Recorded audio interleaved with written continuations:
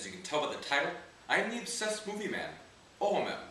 The Christmas season is upon us at last, and it is truly the best time of the year, where we show compassion and charity towards our fellow men, spend time with the ones we love most, and when we realize that the people who truly understand Christmas most are the good old folks at Macy's. These are only some of the ways to describe Christmas according to one of my favorite holiday classics, Miracle on 34th Street. At the Macy's Thanksgiving Day Parade, a man named Kris Kringle is shocked to discover that the Santa Claus in the parade is drunk. He reports this to the woman in charge of the parade, Doris Walker, who asks if Kris could play Santa since he already looks like him. Kris agrees and the crowd instantly loves him, which leads to him being hired as a store Santa at Macy's.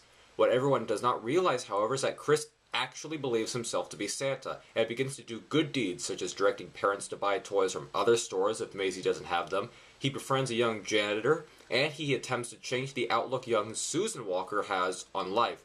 Things go terribly wrong, however, when Kris is put on trial for hurting a man, but in all fairness, this man did deserve it. And now it is up to a lawyer named Fred Gailey to prove to a court that Kris is indeed the one and only Santa Claus. The acting is superb from the entire cast. Maureen O'Hara does a great job as the no-nonsense Mrs. Walker, as does John Payne as the optimistic Fred Gailey. Natalie Wood vastly surprised me in her role of Susan. I completely bought that she was this child who had never been brought up on fairy tales, imagination, or any semblance of fun. In many respects, I thought she was one of the better actors in the film. The villain, Dr. Sawyer, is a little weak though. Don't get me wrong, he's a slimeball and he is played well by the actor, but I never found him all that memorable. He just lies that Kris hurt him because he just doesn't like Kris. He's not the Mr. Potter or Grinch of Christmas movies, but he still manages to get the job done. Let's get to the main reason for why I love this film. Edmund Gwynn as Kris Kringle is absolutely perfect. He's just such a kind old man who treats both children and adults with the same amount of respect. In many ways, he's like a big kid himself. I especially love the scenes with him interacting with Susan and trying to get her to have a more active imagination.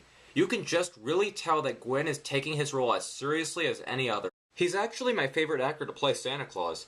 But wait, is he really Santa Claus?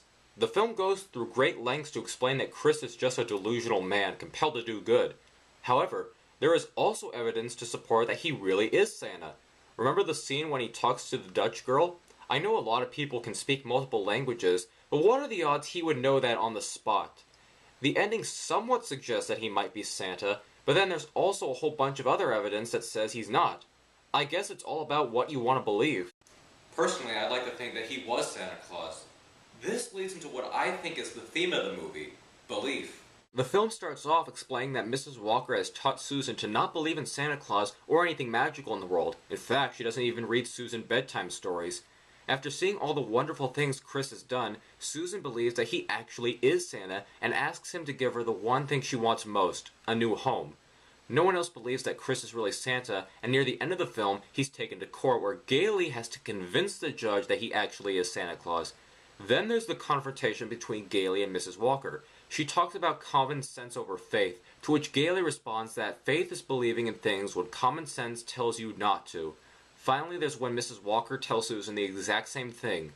At the end of the film, Susan agrees to believe, and sure enough, she ends up coming across the house that she wants. It's all about believing in something, even if you do not truly understand it. I don't really have any more special praises for the film, and I only have one small criticism. I think if the filmmakers could have had a little bit more fun with Kris on trial, they could have had maybe Bailey and the prosecutors bring in more evidence to prove or disprove that he is Santa.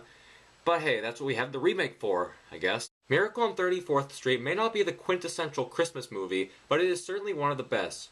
Loaded with charm, an imaginative script, and talented actors, Miracle on 34th Street is definitely a present you will want to find under your tree. There's my Christmas review. I hope that you have a Merry Christmas, Happy Hanukkah, Happy Kwanzaa, Happy Life Day. Thanks, this is an O.M.M review. This is O.M.M signing. Santa Claus, what are you doing here? Hello, obsessed movie man. I came to give you your Christmas gift. Is it my bootleg copy of the interview? I'm afraid not. It is a movie though. Here you go.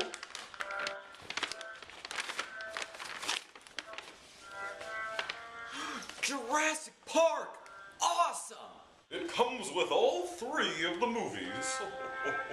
As long as it comes with just the first one, that's all I really care about. Thanks, Santa. Oh, I'm not really Santa Claus. I'm just a mental patient who thinks that he's Santa. Mental patient? Oh, just like Miracle on 34th Street. Yes, exactly. Goodbye now. Merry Christmas. You know what? That's not the weirdest thing that's happened on my show. Happy holidays, everyone.